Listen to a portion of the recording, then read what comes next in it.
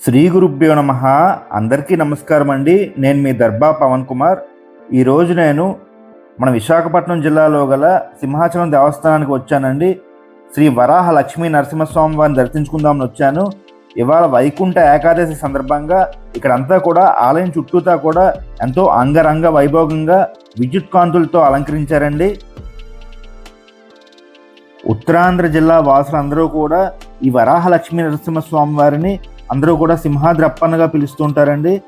ఈ యొక్క ఆలయం దక్షిణ భారతదేశంలో చూసుకుంటే దక్షిణ భారతదేశంలో ముఖ్యమైనటువంటి వైష్ణవ పుణ్యక్షేత్రాల్లో తిరుపతి తర్వాత అంత గొప్ప పేరు ప్రఖ్యాతులు పొందినటువంటి ఆలయం అండి ఇది. ఈ యొక్క ఆలయం యొక్క చరిత్రని మనం సంక్లిప్తంగా తెలుసుకునే ప్రయత్నం చేద్దామండి. హిరణ్యకశిపుని భటులు ప్రహ్లాదుని చంపడం కోసం అతన్ని సముద్రంలో పడేస్తారండి.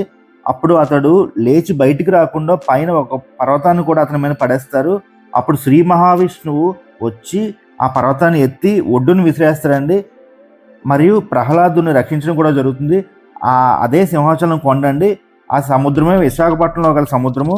ఈ సముద్రంలో ప్రహ్లాదుని కోరికపై హిరణ్యాక్షుని సంహరించే వరాహ రూపము మరియు హిరణ్యకశిపుని చంపదలిచే నరసింహ రూపంలో స్వామివార్లు దర్శనమిస్తూ ఉంటారండి. అందుకే ఇచ్చట ఆలయంలో స్వామి పేరు శ్రీ వరాహ లక్ష్మీ నరసింహస్వామి. ప్రహ్లాదుని రక్షించిన స్వామి తర్వాత ఒక పుట్టలో ఉండిపోయాడని చెప్తుంటారు. షట్చక్రవర్తుల్లో ఒకరైనటువంటి పురూరవ చక్రవర్తి ఆ పుట్టను తొలగించి ఇచ్చట తొలిసారిగా ఆలయాన్ని నిర్మించారని కూడా చెప్తూ ఉంటారండి.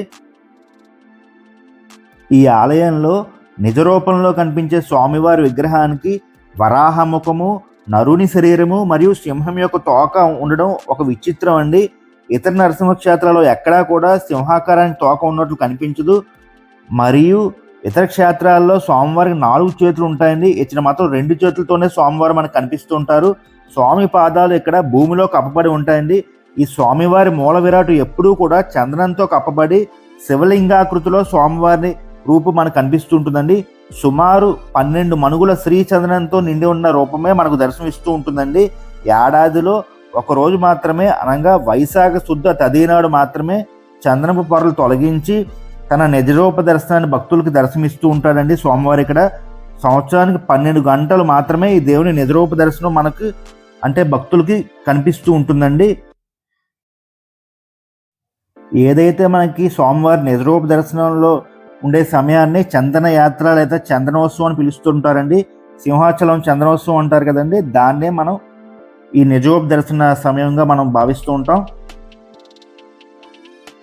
ఈ సింహాచల దేవస్థానంలో చందనోత్సవం అలాగే గిరి ప్రదక్షిణం కూడా ప్రతి సంవత్సరం జరుగుతుంటాయండి. ఈ గిరి ప్రదక్షిణానికి కూడా ఎంతో భక్తి శ్రద్ధలతో ఒరిస్సా నుంచి కూడా చాలామంది భక్తులు వస్తుంటారు. తమిళనాడు, ఒరిస్సా అన్ని రాష్ట్రాల నుంచి కూడా వస్తుంటారండి. శ్రీకాకుళం, విజయనగరం ఈ జిల్లాల వాళ్ళందరూ కూడా ఈ యొక్క కార్యక్రమాల్లో ఎంతో భక్తిగా పాల్పంచుకుంటూ ఉంటారండి. ఈ వీడియో నచ్చిన వాళ్ళందరూ కూడా లైక్ చేయండి, అలాగే సబ్స్క్రైబ్ చేయండి.